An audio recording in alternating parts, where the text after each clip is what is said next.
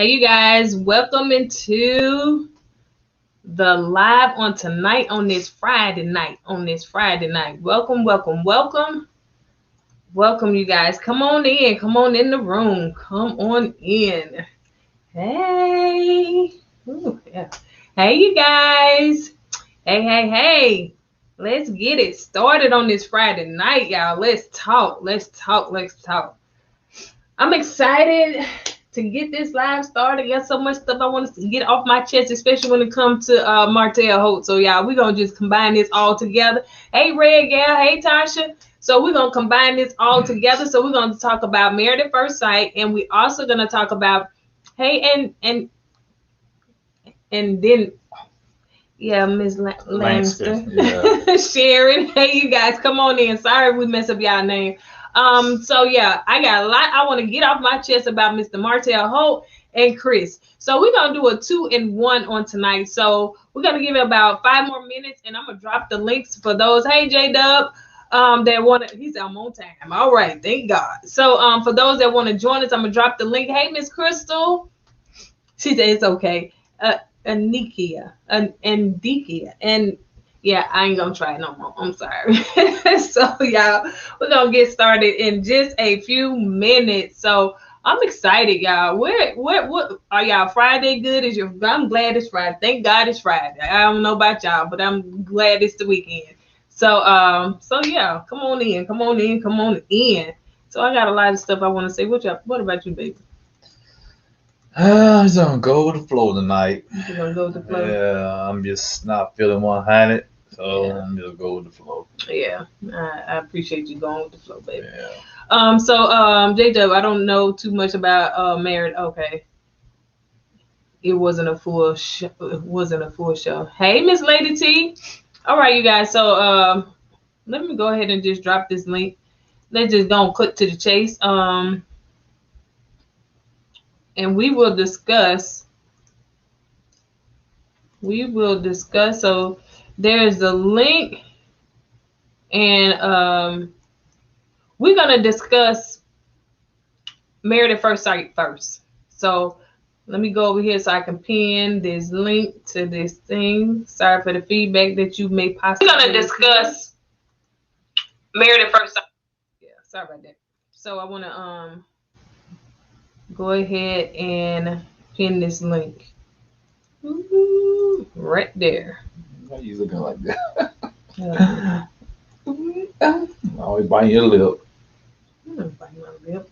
I wasn't biting my lip because I got on. I know. All right, you guys. So we're gonna go and get started. So if you want to come up, we're gonna talk about Married at First Sight first. Hey J Dub, hold on. Let me change that. What's up? All right, can you hear us? Can you hear us? I can hear you. I hear echo, like you repeating, like Kourtney's repeating herself. Okay, let me come out of. Is that better? You still hear the echo? I can hear you. Can you hear me? Yeah. I can hear you. Yeah. Yeah. Is it still an echo? No, the echo stopped. Okay, good deal. All right. Okay. So no, the echo did do it. It's repeat once I say something, it say it back again. Or once you say something, it say something. Say it again. Let me bring you back. Let me bring you out, and then let's see. Let's see if that works, because I don't have any windows up. I don't have anything else on. Is that better? It's still a delay. Bad delay. Is it? All right, I'm a yeah, take me out now, sign back in. Okay. For you guys. So we're gonna get this started in just a few. So come on in. I guess Friday night, honey, y'all is trying to get y'all party on because y'all is not staying no live. I'm waiting for this. What you waiting for? This caffeine to kick in. Oh, yeah, so good. All right, you guys. So ain't lying. Soon as J Dub, we just gonna go and get it started. We're gonna go with who we got going on, okay? It's like Friday night. Y'all lost y'all rabbit mind. Yeah. Is that better? I'm still listening to what y'all just said last. but I can hear you. Okay, we were just talking amongst each other. So, but it's a delay problem? Bad delay. See, can you hear us, J-Dub? I can hear y'all. Yeah, I can hear you. Okay, no delay. Okay, all right, we're good. We're good. I think we're good. Okay. All right, so we're going to go ahead and get started. So I'm not sure who else. No. I don't want to go ahead and get this one out the way. Say, J-Dub, can you hear me? Talk to me. I can hear you. All right, what's the surprise, man?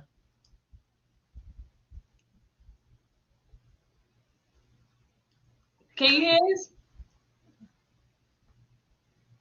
J-Dub. Yeah, y'all. I'm still listening to what y'all say. Can y'all hear me? Yeah, we can hear you now. No, you said maybe something. I don't. Is it something I'm doing, or maybe I'll switch to another device or something? No, now we can hear you. But is it a delay though? Yeah, it's a delay. Like once you talk, it'll play back the recording. Oh, okay. Okay. Are you on a different device than normal? Yeah. Okay. Yeah, that's probably what it is. Yeah, it could be that device that you may be on. All right. So I know it might be a delayed reaction here, bro. But you said you had a surprise. Yeah, what's a surprise, man? Yeah. Well, it was. My surprise didn't come through, but I'll share it anyway. Or what I was gonna do. Well, I was gonna bring on Mrs. J-Dub on because we were just like really watching y'all. It kind of inspired us to try to work on starting the channel. Yay! And she didn't want to come on here looking like Derek Jackson's wife, so it was a delay. So. Okay. Wow. Well, that was great news, and that's what Eddie had said that maybe you gonna bring your wife on. Yeah. Yeah. Oh, that's great. So when y'all start your own channel, y'all gonna talk about does she watch reality TV with you? Yeah, she actually does, and it's like the same format because also we have like a special journey throughout our marriage that like we want to share our story and our experiences. It's very unique, as well as the different topics or the different reality shows. Okay, all right, man. Well, definitely when you get it started, let us know. We want to support and follow you guys, and definitely come on here and let the viewers know, because people have been wondering, is J-Dub married or not? So yes, we want to see your lovely wife. We definitely want to see you need to put it on just to let people know. Yeah, J-Dub is married. Yeah. Awesome. That's awesome. Well, let me do this. Let me try to switch something real quick to try to see if play will stop. All right. Okay. So I'll come back out. So you could just take me out. I'll come right back. Okay. Hey, Miss. I'm not gonna try to pronounce the first name. Hey, how are you guys doing? This is Epiphany Tanya. Epiphany Tanya. Oh, that's a beautiful name. Is that your first name, Epiphany, or is it? It's a nickname pseudonym. Okay. Cool. Yeah. I kind of representing my spiritual awakening I had some years ago. Oh, okay. Cool. We're gonna have to go in depth about your spiritual awakening. Say that again. I said one day we're gonna have to go in depth about your spiritual awakening, because I want to know. Oh, awesome. Yeah, I would love to share that. Yeah. That is quite a story. Wow. Hey, Miss Bridges. Hey, how you doing? I'm doing fine. Good. How y'all doing today? We're doing great. We're so blessed. We're just, happy it's Friday. I think everybody else is too. Yeah, I don't know about y'all weekend, but I'm happy it's Friday. Me too. Yes, indeed. We're gonna get started as soon as J-Dub comes back. He switched devices, so we're gonna get started in a minute. So I don't know if you guys watch what is it Married at First Sight? Love and Marriage Huntsville. Do you guys watch that? Yes. Okay, good. So we're gonna have some people on here to talk about it. I know J-Dub said he don't really watch it, right? But yeah, so we can talk about that. Let's talk about that, y'all. Huntsville. Let's just talk about Mr. Martel. Did y'all see this Strawberry Letter? Y'all saw Teenage Mutant Ninja Turtle? Oh no. Don't he look like it? Oh, yeah. Y'all, this head is too little for all of this, and it looked like one of those Halloween costumes. But yeah, that's what it was. One of those Teenage Mutant Ninja Turtle outfits. Yeah. I just wonder, see, on the steroids, that's what I want to know. Is he taking something to get that big? I don't know, He but got it big looks pretty weird. quick. Yeah. I can't take it. Did y'all get a chance to watch this?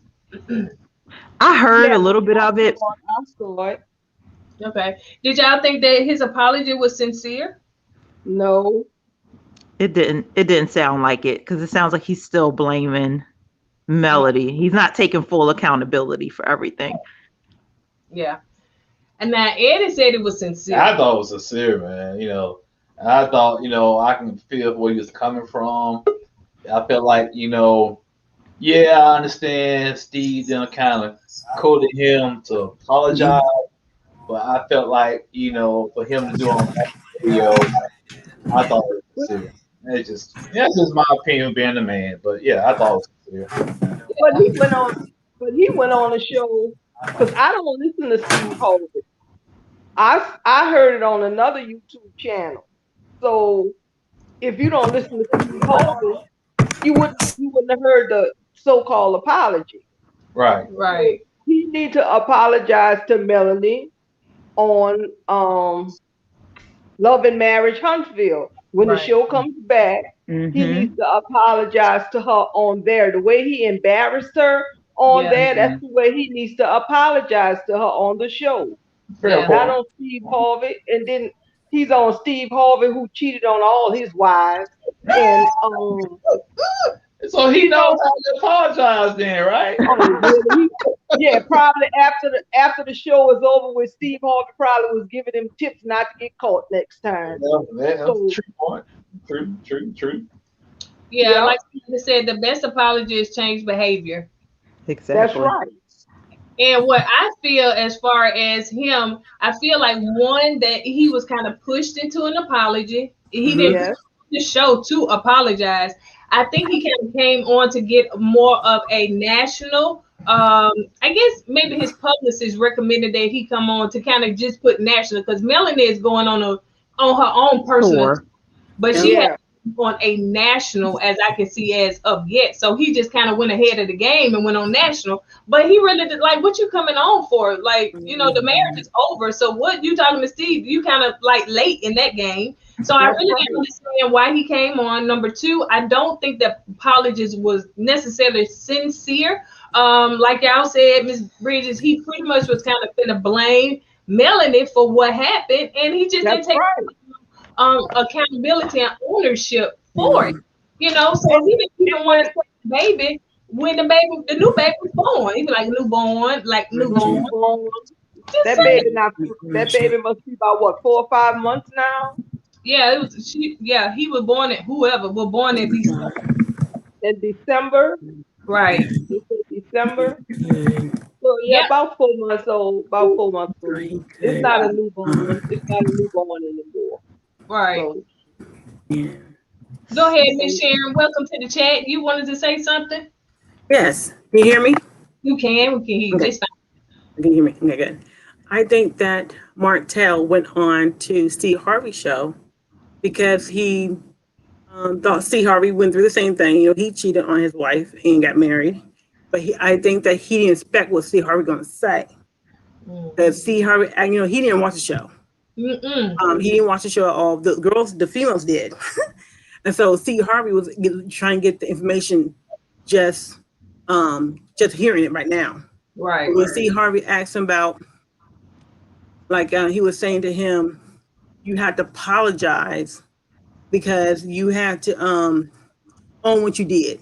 Right. You messed up a family. And that's what they see will keep repeating, a family you destroyed. He destroyed a family himself. And what he had to do as a father for his children.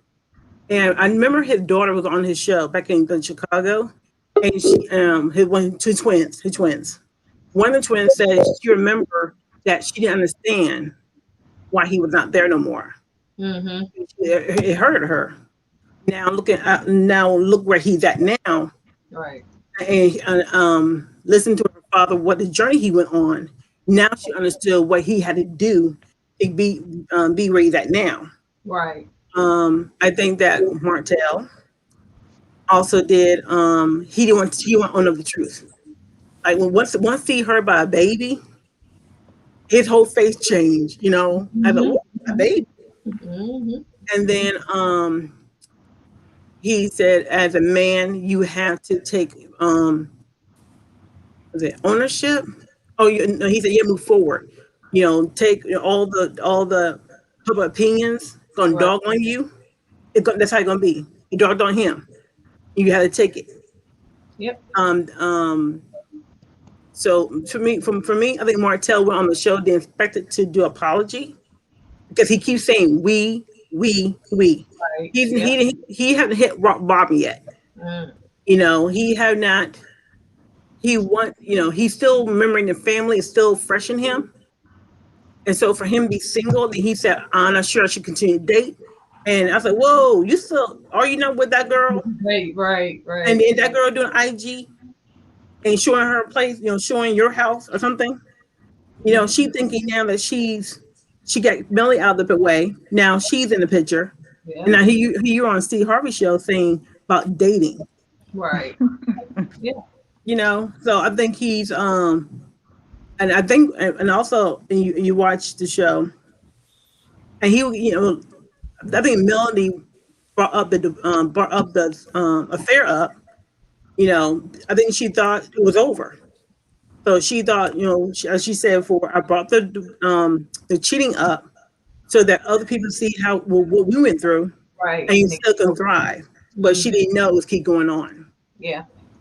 And I think the counselor he was with, I think that he didn't feel comfortable with the counselor anymore because he thought the counselor was more on the Melanie side and trying to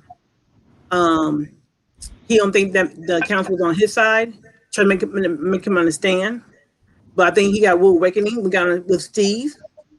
Because Steve, once you're a cheater could talk to a cheater. And a cheater at Steve's age can tell you at this age, I know where you've been because I've been there at that age. Right. What I did wrong. Yeah. You're right. The one thing that Steve did not know who Love and Marriage Huntsville was. He called the man Martel one time, so he didn't know who he was. And to me, people should have did their due diligence in letting Steve know who these people were. So we wouldn't spend 4 segments trying to figure out who he was and give all his background, and we could have spent more time talking about the real issue. So Steve who he is. Excuse me. I remember when ATL started, the females actually they do a review of the ATL when every segment they had it, right? So Steve knew about ATL, right? And so when Portia divorced her husband, and when Portia pulled Kenya hair, her husband came on his show in Chicago, and he was trying to say, he was trying to where he's at now. Why he kind of divorced Portia. Steve Harvey knew he was full of crap because Steve Harvey remembered what the female said when on the review, what her husband did. So I think that's different what he did for ATL versus what Huntsville. I do believe the female should have told him in detail one season, second season, third season, so Steve could get more insight. Yeah, exactly. J-Dub, I know you said you don't watch Love and Marriage Huntsville, but no, I didn't say that. I was saying I thought that this last one was like a recap or something. It was like a real episode. Mm-hmm. But no, I definitely I watch them all. So I've seen them all, and So did you see Martel's apology or hear about it? The Strawberry Letter on Steve Harvey? No, I don't watch the or listen to the Steve Harvey show. But I thought I just saw Martel on the screen or whatever. Before I start talking bad about him, I gotta find out, Oh yeah. Oh yeah, he was on the screen. So yeah, he went on the show. He went on Steve Harvey's show, apologizing, so to speak, to his wife for everything that he did. So okay. I was just trying to figure out if you saw it. Did you think it was what is it? The word? Legitimate. Genuine, sincere, legitimate, all of that. No, yeah. I didn't hear it, so I really couldn't speak on that. But I can answer anything else about the show. Okay. All right, you guys. Anybody else want to say anything else? I just wanted to say, y'all haven't heard. Y'all didn't hear. About what? You didn't hear about it's Save Your Brand season. What is it? Narcissists saving their brand season. Oh, so you think that Martel trying to save his Yeah, I think a lot of them are like, you got Derek Jackson, you got Martel. You got him. It's like they're trying to save their brand, but just like I'm sorry, I didn't catch your name. Just like she said, it was more so he was coerced to say that apology. So how could it be sincere when he wasn't the one that initiated the apology? It was Steve that was pumping him to do the apology. But I think he came on there just like he's been on the show on this like a tour as well, trying to save his name, trying to clear his name, trying to change the narrative, as he said on one episode. He said, oh, you can control the narrative, when he was talking to the guy, his friend, the other one that cheated too on his wife. When he put his business out in the street, he said, oh yeah, you can control the narrative. You just have to know that. So I just think we're in a try to save your brand season. So yeah, I didn't really think I don't think he's sincere. Oh yeah, that makes sense. One thing too that Martel is good at calling other people out. So when he posted that he was going on the Stevie Harvey show, LeBaric said, man, good luck, congratulations, or whatever. And he was like, you need to come on here with me too. So Martel is great at calling people out. So we know LeBaric got issues with his. That's probably why he's smart enough not to go on camera with his stuff. So we speculate all day long with him. Yeah, Martel like to drag people with him. I mean, regardless of what, if something go on, he say, well, you did it too, or look how you doing, or how you living. Right. And Marcel got 20 girlfriends, and just I wouldn't even want to be his friend after that. After seeing that, I don't need none of that. You're gonna bring up my dirt when I'm trying to talk to you about something or something going on with you. Right. Yeah. Exactly. Yeah, he's quick to throw people under the bus. Yeah, that's right. Yeah, that's what he do. Okay, I can't pronounce your name. Is it Shabella? It's Shy Bella. You was close. Shy Bella, Miss Shy Bella. Did you want to talk about Mr. Martel Hope before we move on to Love and Married? To Married at First Sight. Look, now him going on there with the Steve show, to me, like the last person said, he trying to save himself, because if he wasn't that he has a therapist, okay? Mm-hmm. Dr. Kitson trying to explain to him, but if it's not stroking his ego, then he don't want to hear it. So going on Steve's show was just kind of like, okay, I'm gonna get some publicity. Yeah. And I'm gonna make people feel sorry, like I'm the victim. Because if you listen to the interview, he's talking about, I actually fell in love with this person, that I'm with, So he's moved on to another relationship. Meanwhile, Steve had to tell him that he broke Melanie's heart. Yeah. Yep. This made me. Yeah, you're right. Anybody else want to say something before we move on? So do y'all think that the show, let me say this, do y'all think that the show is going to come back or deserves to come back, because now it's not going to be necessarily, it may be some love or lust and hunts for love, but it may not be actually marriage, So do y'all think that it should come back, and what it's going to look like when it do come back? I would say, I think it should come back, because you still have Tisha and Marcia. No. Please no. And you have Kimmy and Maurice. They still married. So oh no.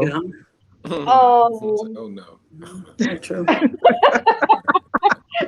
I think they should come back. I think they're going to do is they should come back, and maybe, I don't know, maybe Martel and Melanie, maybe you could follow them since they're divorced, I know Martel's not gonna bring that girl on the show. whatever her name is. I don't know what her name is. Coleslaw. What's her name? Ariane. Okay, Ariane. And maybe Mel will come back with a new man. You know, I'd love to see the dynamics if she come on the show with a new man and see how Martel react. I would love to see that. Oh yeah, we all would. I definitely would love to see that. I think they might follow them separately. You know, as being divorced. Right. I'm hoping my heart and soul that Martel will grow from being, with the way he ended the show, being nasty, being like bickering back and forth. I'm hoping my heart and soul that Martel will grow, that he will mature, he be showing co-parenting skills, not try to pick at same things. I'm hoping his PR press people would do better. Yeah, I agree. All right, you guys. So let's move on to. Okay, so y'all know I got to give my little clips in. So let's move on. So everybody on here, let me say that everybody on here watch Married at First Sight, right? Right. Yes. Yes. All right. So let's talk about them right now. Lord, just hang it up for them. What you want to know? Do y'all think that They're getting divorced. do y'all think that Haley that they faking or they pressing through or what? Well, some of you go ahead. Go ahead, Epiphany. I was just going to say, I think that it's almost like, you know, I might be dating myself with this, but if you guys remember, I think the name was like a Steve Martin movie, and he had the little earpiece in his ear helping the friend to talk to the girl. Roxanne. Mm-hmm. I really feel like Jacob needs an earpiece. Needs help because, you know, Haley, okay, she has her issues, and you know, she wasn't feeling him. People were saying online it was because maybe the sex was bad, whatever the case may be. But the real issue is that it's like Jacob really doesn't have a conversation that's stimulating Haley's mind. Every time when she would say a statement, like they would flash back and show every time when she would say something, he just kind of just sits there. He'll ask her one question. She says something. And it's just like silence, dead silence. So I feel as though they could have a chance if he got some coaching, which I don't understand these experts, their total disappearance off the show. Like, where are they all season to help them? Because they had a chance that they could have worked. At this point, they may have reached a point of no return. But I really feel like if Jacob had some guidance, it's almost like he needs some game. Like, Jacob is an awesome dude. Like, you can see like he has so many good qualities about him.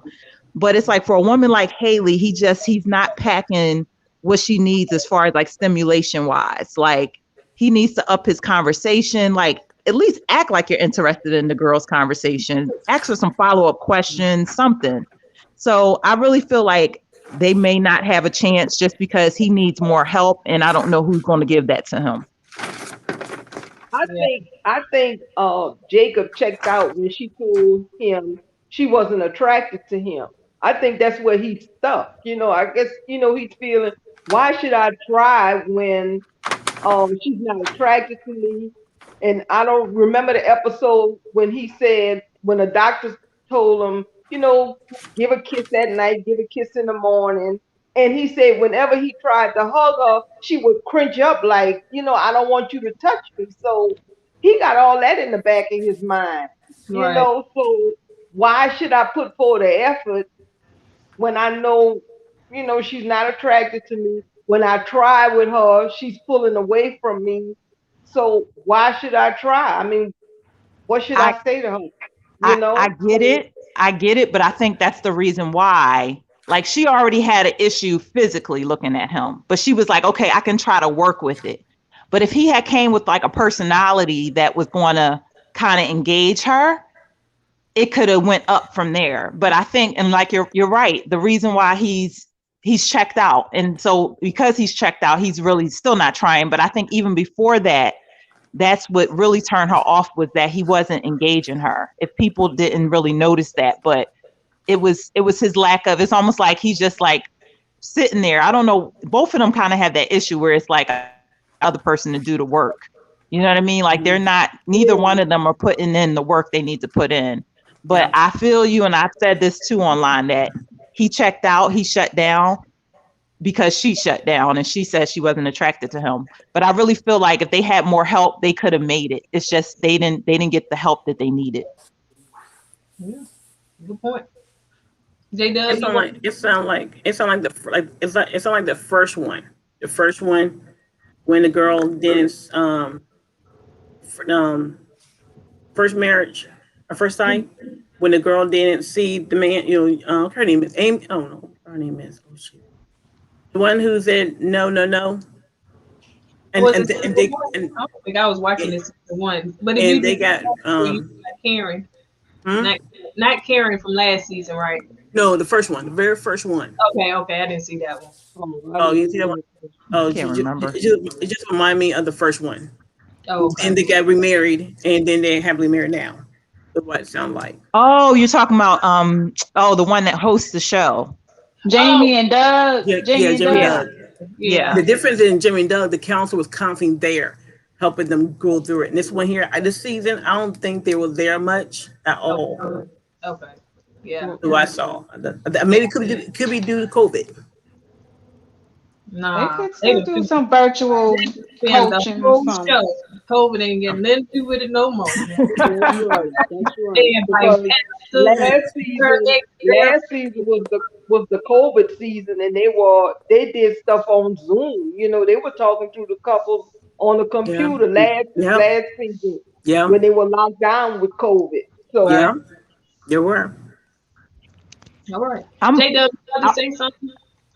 Yeah, I got a few things to say. Oh, while I'm on this live platform, I also wanted just to say, rest in peace to DMX. That guy was a big part of my music. No. Big time. So I just had to say that while we was here. Oh, I didn't hear about that. Oh my goodness, I can't handle it. Yeah. Oh, Jesus.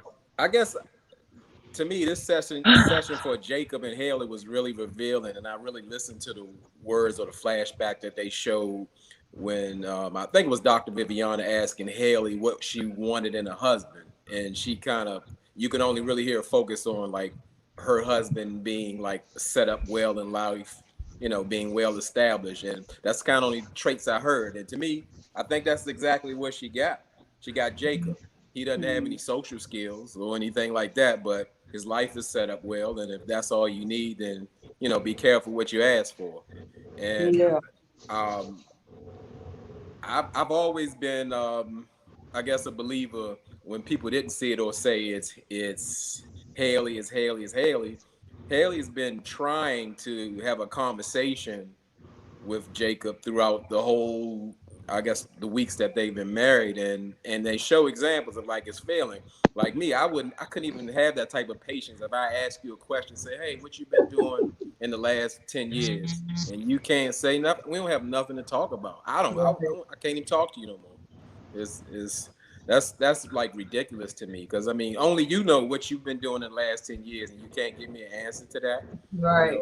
And that's pertinent information. She's trying to connect. She was trying to get to know him, but that's hard to connect. But he really, really needs her to admit that on, I guess, when they had sex or whatever on their honeymoon, that was the problem, because he keeps pressing. And I just can't believe that he's not that intelligent enough to know that, hey, on the fourth day, what happened on the fourth day? Everything went wrong. We were doing so well. And I just don't believe that. I don't buy it. Everybody, I think they just too easy, or they whole lot of concessions for Jacob. Like, he's so great. He's the greatest guy. A great guy that don't talk. I mean, that's the first basic thing you got to get. I can't get to know you if we don't talk. Right. Exactly. Thank you. His food is great. His gym is great. He can fix stuff. But, when you ask him a question about taking you to go dive, and he talk about his brother stabbing him in the ear, and you know, all this kind of crazy stuff, or like that little joke we was talking about, how many holes does a straw have, and all that, you know. Nah, that's an excuse. Jake is not that great. So I mean, but you know, okay, fine. If that's all you need your man established, a good career in the pool and the beach. Okay, if that's all you need, then good enough. So they being too easy on him. But I'm gonna say this. I believe that this was like the most vulnerable and open conversation that they had, like since they've been on the show. And I could be wrong. I believe what he says. If she tries, they could actually work. So if she's really trying, I think they could reset. You know, even though they use that word 100 times. They did. Every episode. Well, you know, he doesn't seem like he's used to working for much. Oh, go ahead. Go ahead. Jacob, I mean, we all say, oh, he's a nice guy, like you said, but he's not trying. Like, does he have a romantic bone in his body? Like, you want a kiss? Like, what are your words? No, I mean, maybe they need to start with love languages or something, because maybe he needs to know, like, I need to woo her. Like, what would he do if he saw her on the street? He got her phone number. Like, how would that have gone? I mean, because he even wants sex again. Sir, you can't even preheat the oven, because now she is not drunk right now. So you're going to have to do some work. You can't just feed her that liquor like before. We seen Jacob get romantic. All day he don't talk or give a one-word answer, but when it's time to go to bed, he got his shirt off. That he ready. That's not enough. I work out. Okay, so we ready. You know that's what time. Not enough. Oh Lord, he need to do better, and he's too old for that. And see, he probably is bad in the bed too, because he's missing the paying attention to the other person, missing those cues. And I know he understands social cues, because when they looked at the wedding video last week, he was like, "Oh my goodness, she was grossed out by me when we hugged at the wedding." So he understands social cues. So I can't say he's on the high spectrum or any of that. He just being lazy.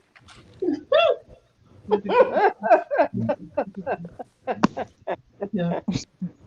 So what you think about Jacob? Hey, you know, What? Jacob gonna be Jacob. So do you think that is he trying, or is he? I don't know about Jacob, man. I still think he checked out, but you know, I've been wrong once before. I'll be wrong again. So Y'all have to get it. Eddie's not feeling too well, so you know he trying to press through. All right, so let's move on to. Let's talk about this budget, honey. Show the bottom of it, because I This don't is see where 9,000 at. You see, okay, look, y'all see this right here? They said that that's the income. The 100,000. Yeah. 109,000. Yeah. So could it be that their income, this the main income subtracted by this, and they get the. Is that get Bree's income at top and Vince at the bottom?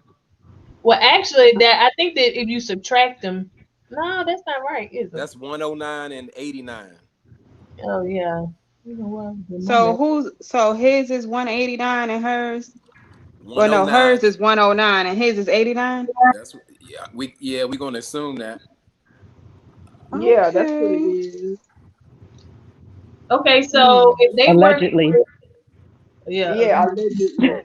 If they working with surely, $200,000, almost 200 grand a year. So is that a feasible budget for a monthly budget? No. That's 100 grand after taxes. they got an apartment, $1,700. Where do you get 9,000 from? It's people who live in mansions that don't have a monthly budget of $9,000. That's true. I don't get it. It's a little excessive, I will admit. I'm wondering if they're adding both of their rent or mortgage, because they're both renting, right? So I wonder if they have both of their rent in that 9,000. I don't know. It's just hard without all the information to know like what's really going on. They're not showing the student loans or something. Something's going on. Now, that's true. Yeah. Oh, that's another good point. Yeah, the student loan, especially for an engineer. Yeah. Mm-hmm. Something's going on. That's a good point. But you got something to say about the budget? You don't want to say nothing. I'm just on camera tonight. No. Okay, so give Eddie to get E-Dub the day off. He staying late nights and all that. Yeah. I asked him, do you want to leave out? You and me, him? You good? Okay. All right. So we're just gonna press through. So okay. Anybody else want to say nothing about the budget? Okay. So we done with that. Now let's move on to this one. Oh no! Oh Lord! Oh no! Do we got some oil for him or something? Oh, not the Camel cigarette man. yes, the Camel cigarette man. And looking like Hey Arnold out here in these streets with that hairline. Now I try to be nice. I don't like to call names. I don't like to talk about people, but I'm just saying, how do you look like you got hit by a Mack truck and talk about somebody else? I just don't understand. I'm just saying. Exactly right. Exactly right. When he throws a low ball like that, you know, he didn't like her face. I mean, to me, that was a ugly comment, and you deserve what people give you because your face is not all that great. So, you know, for you to just talk about a woman's appearance like that, you know, I think that was harsh and that was mean. So yeah, you get what you get, bro. But her face wasn't too ugly for him to get in between her legs for 4, 5, 6, 7, 8 nights. You know what I'm saying? He wasn't looking at her face. He wasn't even. Yeah, that's the old put the bag over the head, you know. Right.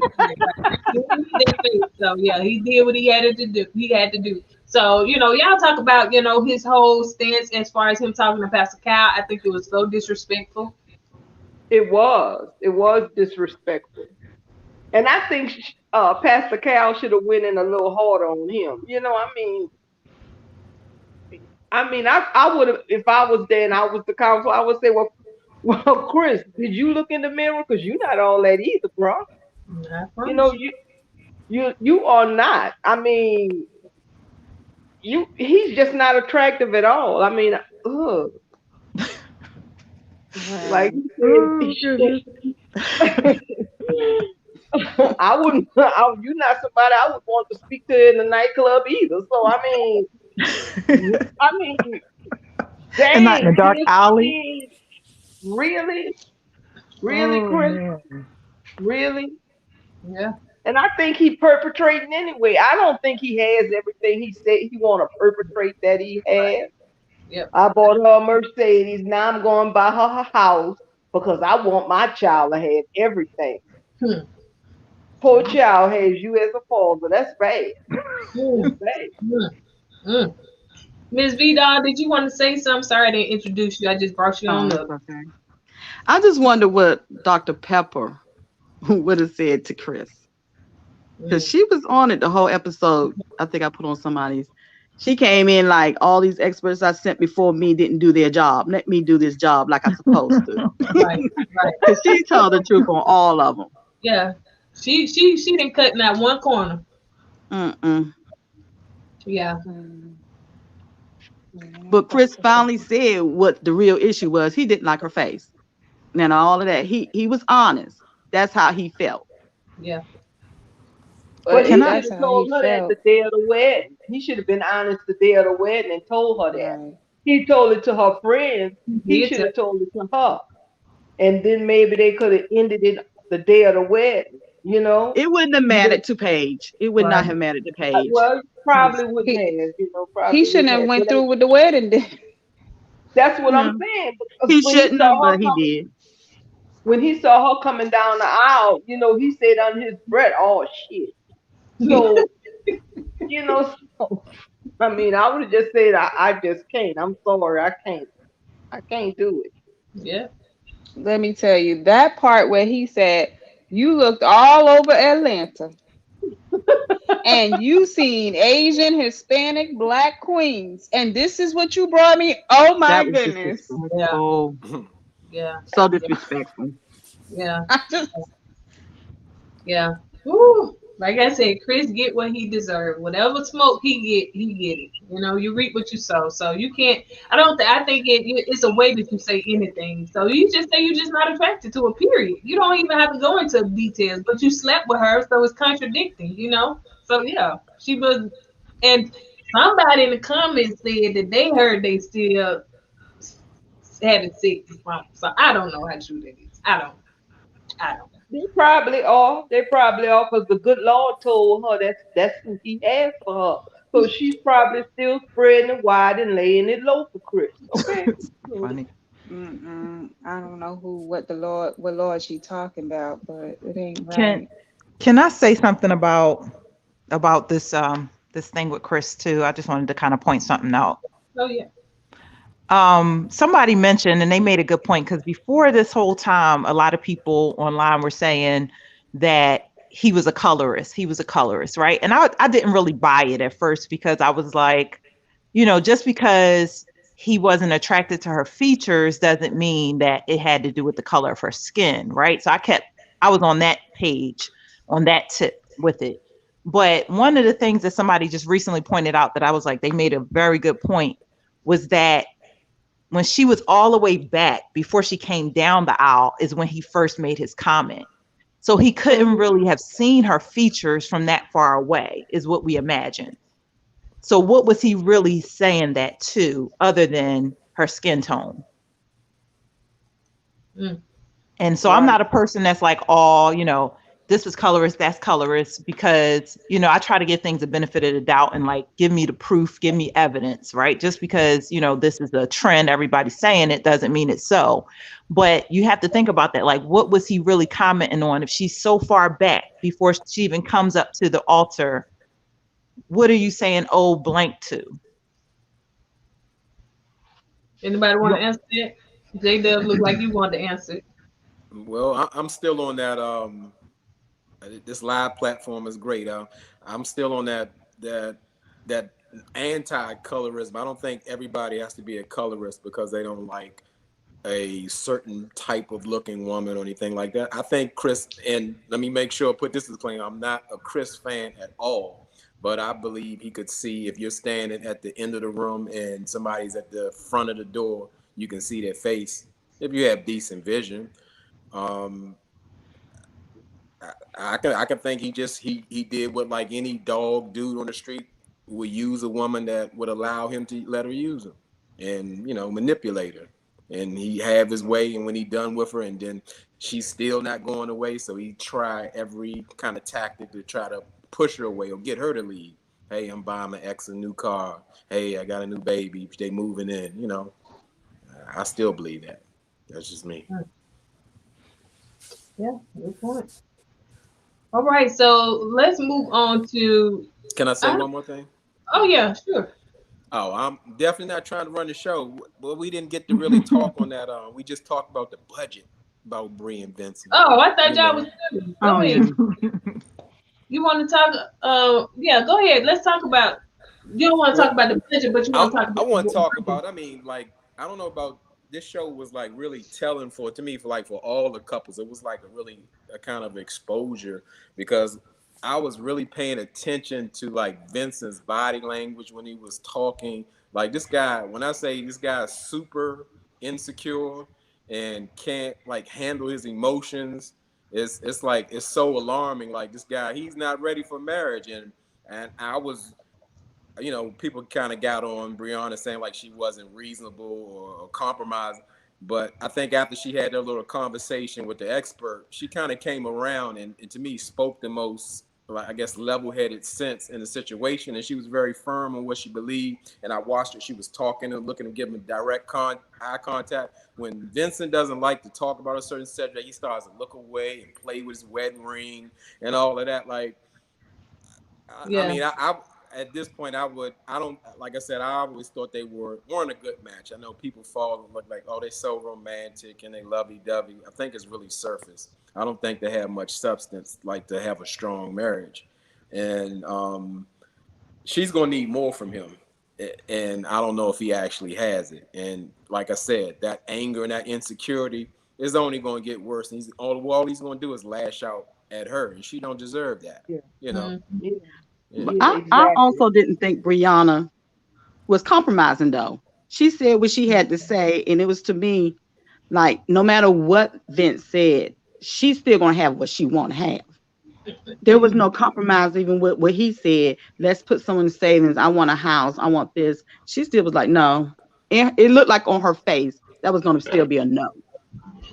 Well, I mean, with that couple and all couples, I think that whole situation of even talking about children, combining finances and all of that, this is really, they are strangers. And just to think that like everything that you work for, just say like whatever Vince is doing in his business, like she really would have to support him.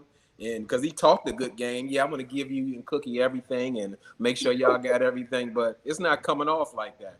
And I'm not saying that he has to be. If it ain't like that, don't portray like it's like that, you know? Right. And so I think he gets nervous to say, you know, like, whoa, these dates and all that. Have a candid discussion with your wife and say, hey, I'm building and I'm working toward these things. So if our ultimate goal is to purchase a home, I'm going to have to make some sacrifice ahead of time. If you want to go out or you want us to go out, we can eventually get there. And like you said, with the compromise, yeah, we can, because she did say after she came back from a meeting, she said, yeah, going on a hike or different stuff like that's a date too, or whatever the case may be. And which she was right. Like every dinner doesn't have to be $200. Right. Like, but she didn't come all over him, and he was allowing it. And she didn't compromise on $400 a month for new clothes. You're an engineer. Why can't you wear the same couple of suits like every month? I can see, you know, once in a blue moon, maybe every 2 months, but $400 a month, and she bumped it down to $350. I don't remember the exact numbers, but I thought I heard a compromise on that. But I'm gonna give you just a general mindset. People will treat you how you allowed them to. It was like she was having a conversation by herself. He was like, $400 a month. He's like, well, maybe you can do $150 a month. And then she's like, well, I think I can bump it down to maybe $250 or $300, or like he was just sitting there, just going along with it. And I wouldn't say, certain things may sound ridiculous to all of us, but at the same time, everybody lives a different lifestyle, have a different mindset. Like that money runs deep as far as like how we grew up, what we saw, the examples and all those kind of things. So we're all gonna see and want or think other things more important than others. But the key is with everything is compromise, because you're meshing two lives together. So you can't say, oh, you spend that much. You know, you can talk it out, work it out. You know, I was getting that before with the expert. She kind of seemed, she wasn't like compromising so much, but I think after the meeting, she seemed to compromise a little bit better. She needs a stronger man, a more confident, secure man, more alpha. You know, he's not that. Yeah. But she still seemed to me when she was making her budget, it was still about her by herself, what she had with her income. She wasn't looking at the both of them together now. I don't see too much compromise in her. Well, they probably should have agreed. I could say I'm gonna go down to $250. Okay. But just like you said, who needs clothes every month like that? So that's not really a compromise to me. There's other things she could have compromised on. And then let's not go into getting him up early in the morning. Right. Oh, well, I can never back that. You can't, waking somebody up when they sleep or whatever. I mean, and I made a comment on Kourtney and Eddie's channel about the internet ruling the world. That's a whole nother subject in itself. Like, people are so gone on their phones, it's almost disgusting. Like they're in a whole nother world. They don't even know how to connect with people anymore. You know, it's all about they walking across the street reading the phone. They sitting at dinner with each other reading the phone. It's, they sitting up all night reading a phone. That's a whole nother subject. But yeah, that waking him up, that was like completely selfish. Whether he's on his phone all night or not, he's not ready to wake up, and you're not ready to wake up. But realistically, I don't expect anyone to automatically go in compromise mode again. Let's talk about in their late 20s or what have you. And again, You just change your life overnight, and you're not going to give everything of yourself or change everything. It has to come slowly but surely. It's just not immediate. This is how we doing it. This is how we do. You know, it don't really work like that. That's not realistic. And I also think that Vince, and I said this on another live, he needs good communication skills. He needs to learn it because he's not communicating how he feels to her. And that caused him to back it all up until it explodes. That's where his anger comes from, because he let little stuff go, those little small things where he needed to tell her, no, I'm not getting up. No, we're not going to have this. No, we're not going to do that. But he's not doing that. So that's when all of it come out at one time. He needs good communication skills. Yeah, that's on him. Anytime a grown man got to ask another man, do you think I should let her wake me up? You know, I mean, we talking some basics, but he not there. Right. You know, whatever age he is, that was a telltale sign. I mean, you don't know that it's not okay to just be waking up when she feels like she can go do anything she wants. That could be her free time or whatever she wants to do. But you know, that is very bossy and controlling. But if he allows it, then that's what's gonna happen. He's an enabler. Yeah. Well, they got the right one, because I mean, she doing right. She doing what she said. It was in her vows. That was in her vows. She's bossy. She's bossy. She's bossy. They wasn't saying it for fun. Loving boss. Yeah, she's bossy. All right, so let's move on. Did we have much to say about Paige that we hadn't already said? Go easy, people. Go easy. You know, she's already been through the ringer. She's been through the ringer. But this was a position where she chose to be going through the ringer. She chose trauma. It's like, ma'am, you chose to be like, because when someone tells you, he at no point, when he told her, what was that, the next morning, I had an anxiety attack because I'm not attracted to you. And you got to comfort him.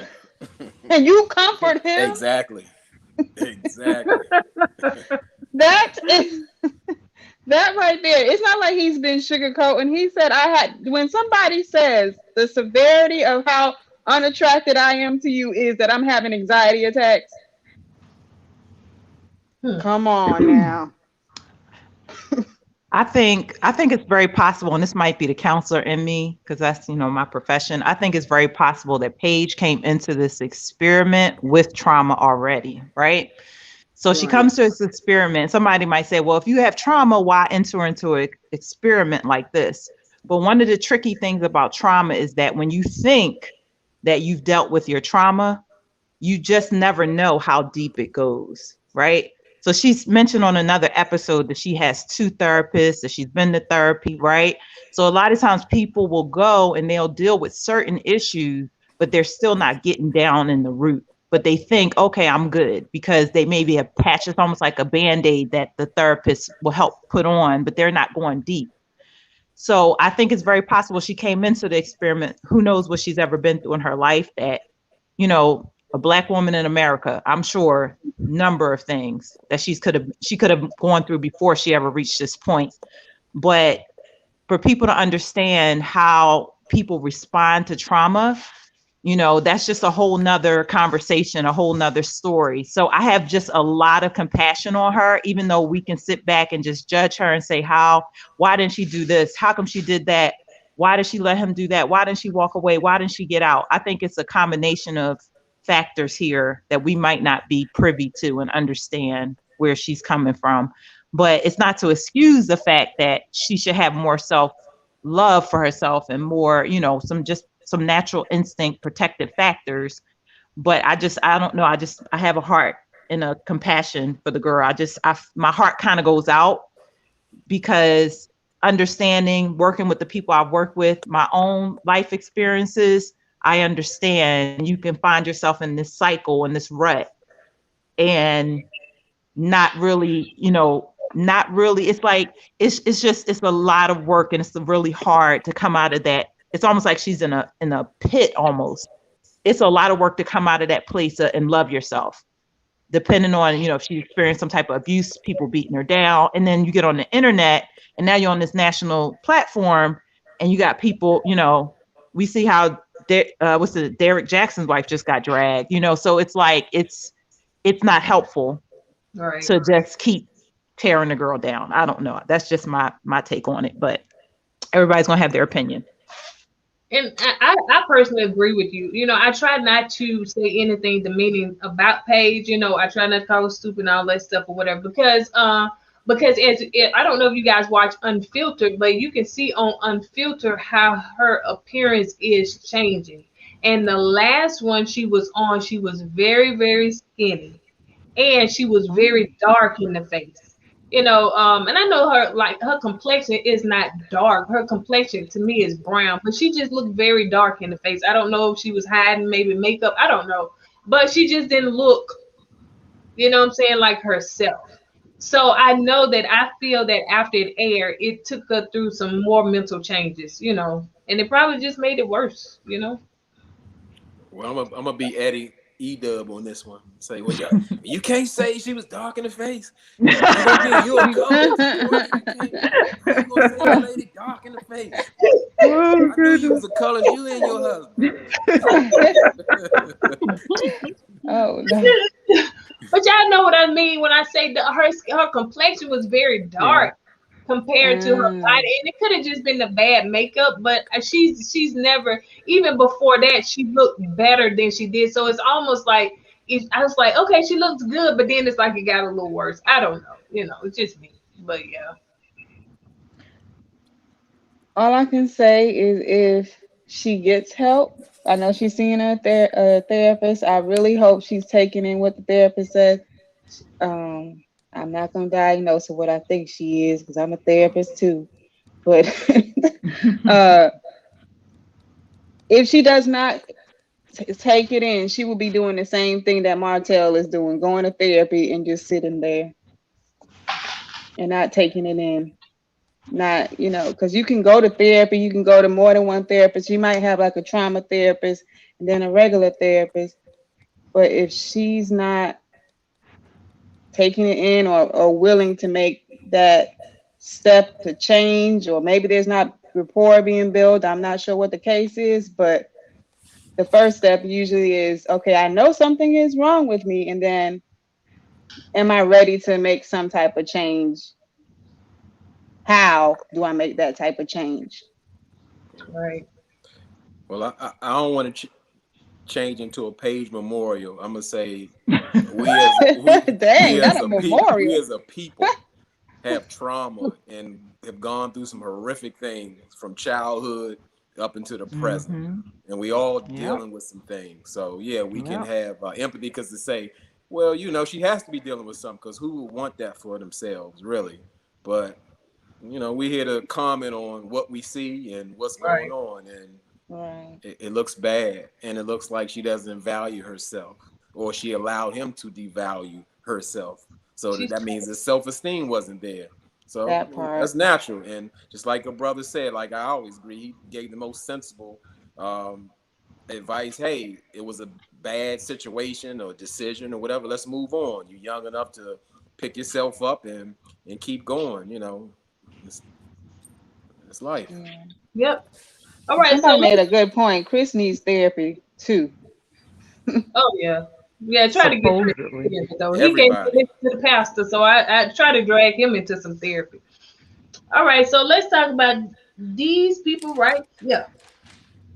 Virginia and and Eric. So Rock and Eric. Oh man. All right. Y'all have at it. Because I want to talk about this. She didn't want to talk about her drinking issues. So when he brought it up, she was like, I don't want to talk about it. So, but yeah, y'all. Does somebody else want to go? Because I have a lot to say, and I want to give other people a chance. So I have a lot to say about that one. Oh, okay. Yeah. Well, I think they Eric and Virginia is on the same program that Claire and Ryan's on. They on that appearances. They make like an agreement, and they like on Survivor. They making a pact to just say, okay, we're doing fine, we're doing good, we rarely fight, you know. And that's like so far from the case, because I just wonder, do the people know that, you know, the experts can see everything that y'all doing or going through, so it's like you can't hide what's been happening, and they've really been downplaying what they have. And I don't think people have been going hard enough, like for like Eric. People were alarmed where like Vincent was having his outbursts, and which they should have, because, you know, potentially that could be really like a abusive situation. But like, if they said Eric did something violent or hurt Virginia, I wouldn't be surprised. I mean, it's telling real early. Like I said, I'll never forget. I was in shock. I normally don't get shocked when he was saying in the kitchen, "Well, you lucky. That's all I did about the situation." And I believe him. Mm-hmm. You know, when you say stuff like that, you mean it. And I just don't see even a reason for them to continue at all. It's just, I don't think it's healthy at all. But I mean, and Virginia got her ways too. But to me, Eric, that thing, it kind of overshadows it, because, like, you know, he's like fighting for the standards of marriage, and, you know, she's like in a teenager's mindset. He has to make plans to make sure he gets 1 weekend out of a month, and he's gone for 15 days to be with his wife. So the priority is on her hanging out with her friends and drinking, and how they have the baby situation just up in the air. And like, yeah, she's kind of dodging and being manipulative with the situation. Well, what if I can't have kids? Or, you know, just throwing in different scenarios. And then I don't know how you address when somebody just tells you flat out, I ain't talking about it. I don't even know how to deal with that. Yeah, it's like, hey, I want to talk. I'm concerned about your drinking. Well, I'm not talking about it. What we do next? I don't know. So I'm gonna let somebody else have it. I got some more to say too, but I'm gonna let somebody else have it. Well, I agree with you. Oh, go ahead. I'm sorry. Go ahead. Oh, I agree with him that Eric, it does seem kind of dangerous a little bit. He's one of those people that, you know, on the outside, oh, he looks all nice and stuff, but then when you get behind closed doors, he's one of them killers. Like, I mean, he look like he could do some serious harm, but on the outside, he look like, oh, I'm the guy next door. And I think Virginia has picked up on some of that, because on the other episode, I think that is part of the reason why she don't want to move into his place, because his behaviors. But of course, she's not going to say that, because they're the perfect couple. But I have very concerns about her not even want to talk about reducing the alcohol. That was concerning to me. There is an issue there that she needs to address. There's a problem that she needs to get help with. She didn't even want to talk about it, and it seemed like when he started, she started tensing up real bad. That's a problem. Yep. And then I don't know what's wrong with her. For your husband to schedule a weekend with you, and you're gonna get upset because he said it could be just any time, but you rather hang out with your friend. But I think that goes back to the alcohol. She's so hooked on the alcohol, she don't want to be without the friends on the weekend where she knows she can get it. That's a good point. Yep. Friends equal alcohol, partying, numbing yourself, you know, to her issues. Yeah. Yep. Does somebody else want to say something before I jump in there? Go ahead. So with this couple, you know, and just being a little transparent, as soon as Eric came on the screen, this was like probably day one, maybe second episode, possibly. I said, I had an ex that was in the military, and he had some of the same Uh-oh, I think you went out. Can you hear us? Hello? It's not glowing no more. She's about to talk about that crazy ex from the military. Yeah. Didn't I bring that statistic up last week? I said they have a high statistic of murdering their spouses. They can't turn off the combat. And that doesn't mean all military husbands. I know that's right. But they have. Yeah. Can you hear me? Oh, yeah, we can hear you now. Okay, sorry about that. Yeah. So I was saying, just being a little transparent, I had an ex that was in the service, and just like J-Dub was saying, like, as soon as he came on the screen, though, it's like it was something about his mouth, like around his mouth, his facial expression, like that smile. It's like a diabolical smile. And this ex had that same diabolical smile. It's like a force, almost like they programmed themselves to smile that way. And as soon as he came, I said, he looks like a woman beater. I said that. And then, all these controlling things start coming out. And I was saying to someone, I said, for the military, for all the good, we thank the men and women that are in the service for their service.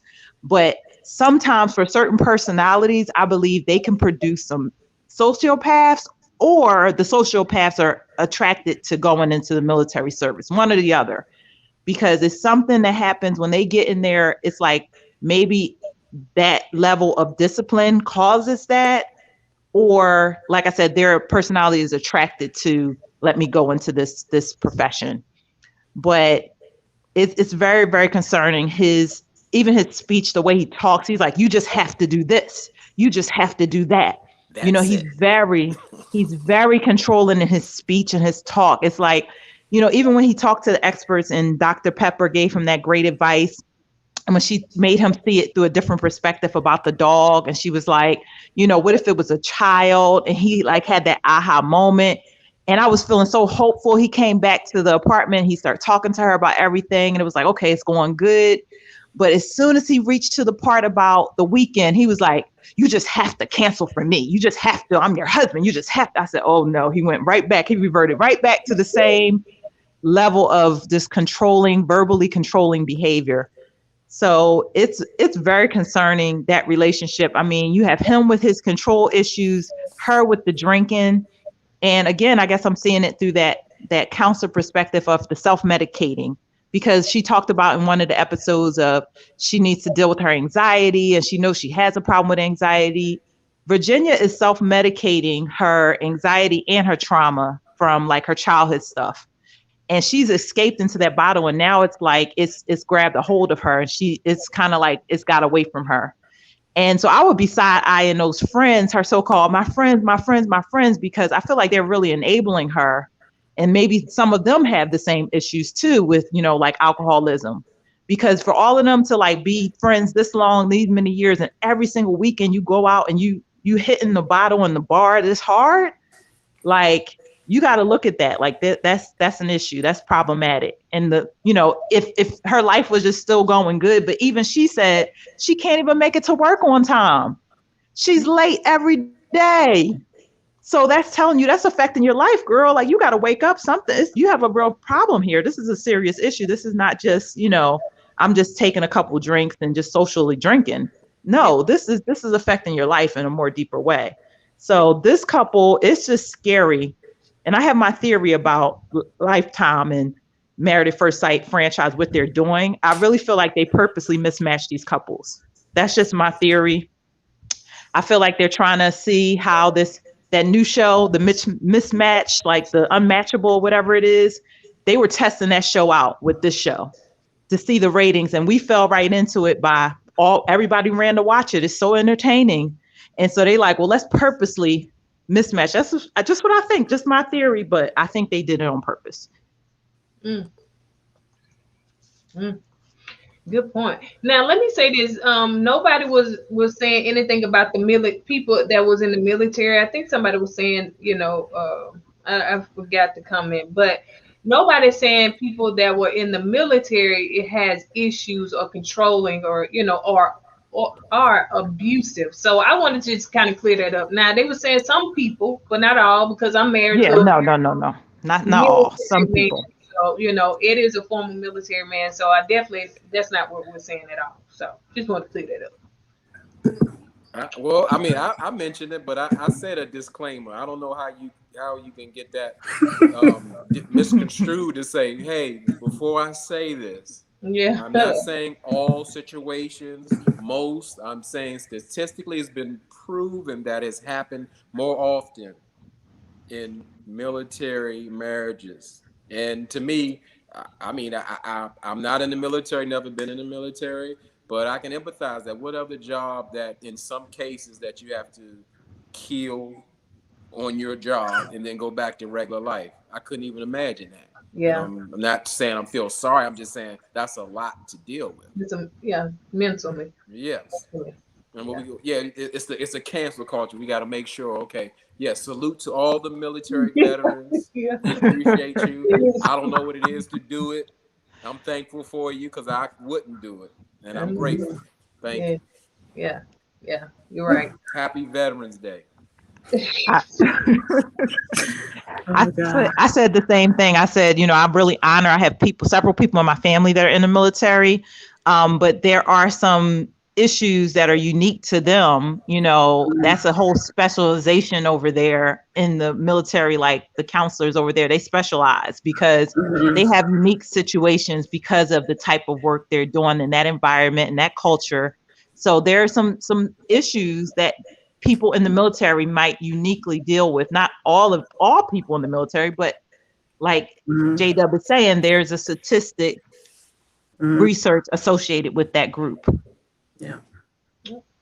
All right, so we're gonna move on to this one. For sure. Yes. His name is Sure. Yeah, sure. Oh yeah. I mean, you can lump them both. We can do.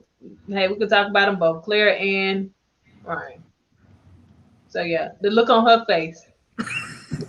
Sleepless nights.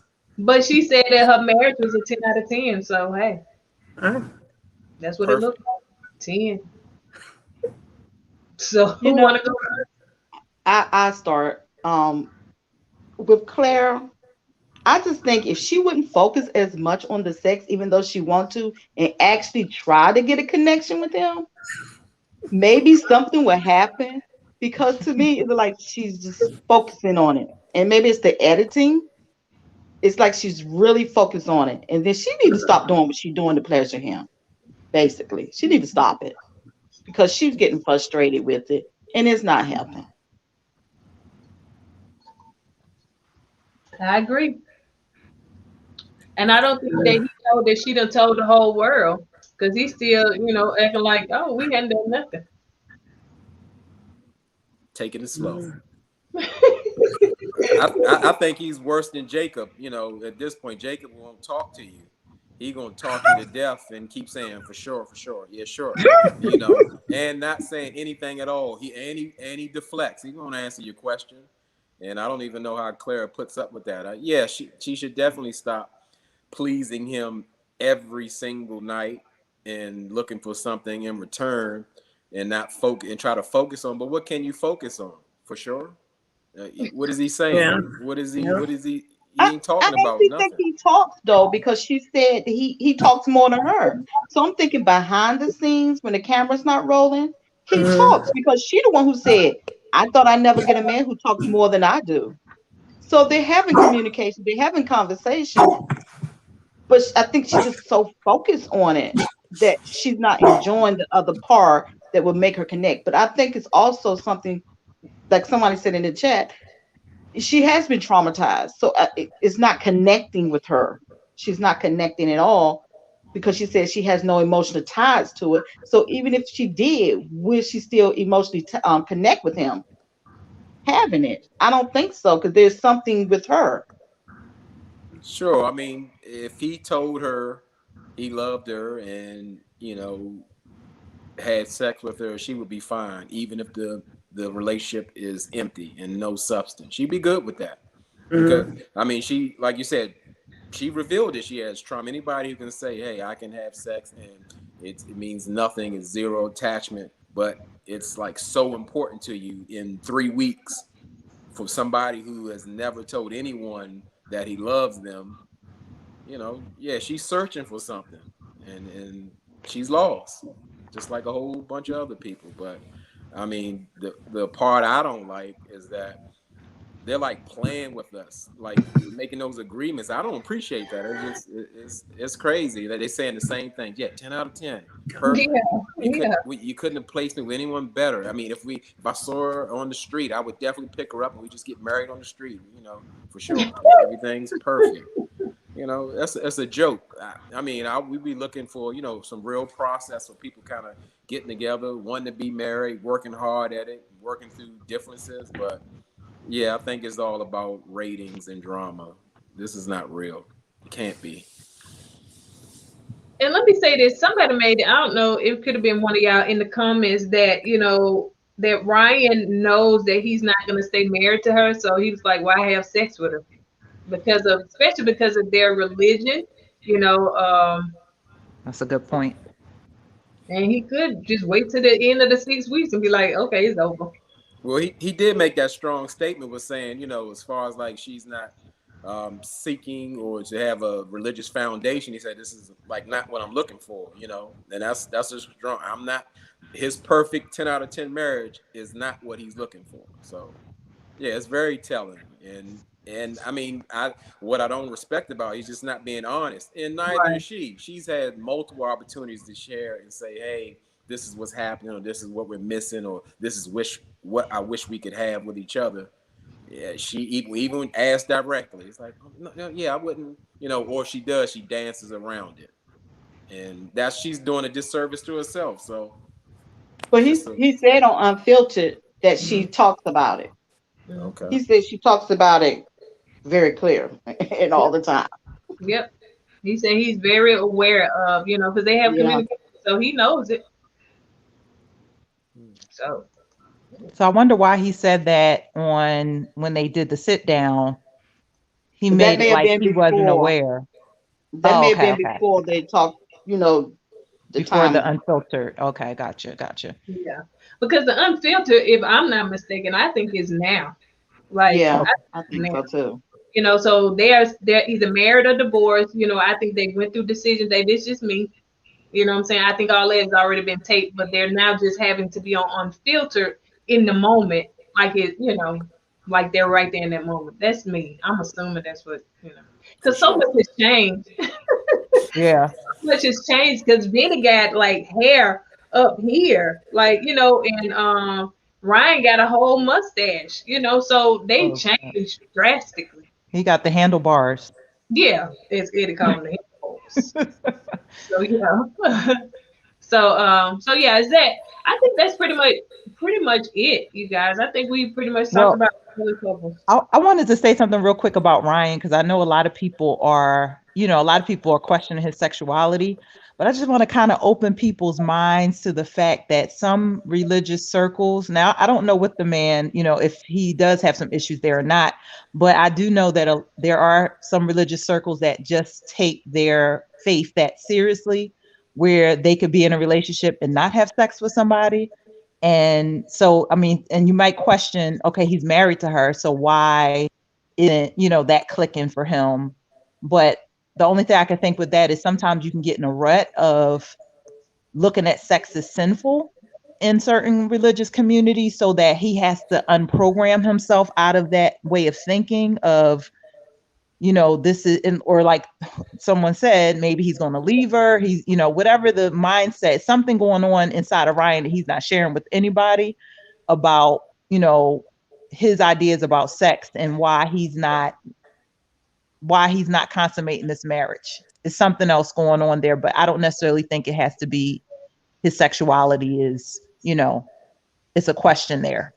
Not saying, you know, you got to be open to all possibilities in this day and time, but I think it's very possible that it's just his faith and his beliefs that keep him saying, you know, and there are some communities that they will do everything else as long as it's not intercourse and think that they're still good. So there's a way of thinking that's out there that's like that. So just wanted to throw that out there. Yeah, like somebody said, but he's having sex. I mean, but like you said, in a community, they think that oral sex is not sex. I don't know what community that is. Unless they like 16. You know what I'm saying? Because, you know, a grown person as them should know that that's sex, you know. So, you know, I think that maybe he's portraying to us that he's not having sex. But behind closed doors, Claire not keeping her mouth shut like the man told her that we go ahead telling our bedroom business. And so she's going out here saying that they are having, you know, oral sex or whatever. So, you know.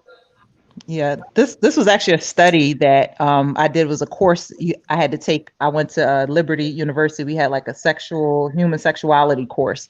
So we talked about like how there are different religious communities that's like a lot of the younger people. So like, who knows if he grew up like in that youth, like the Christian youth culture.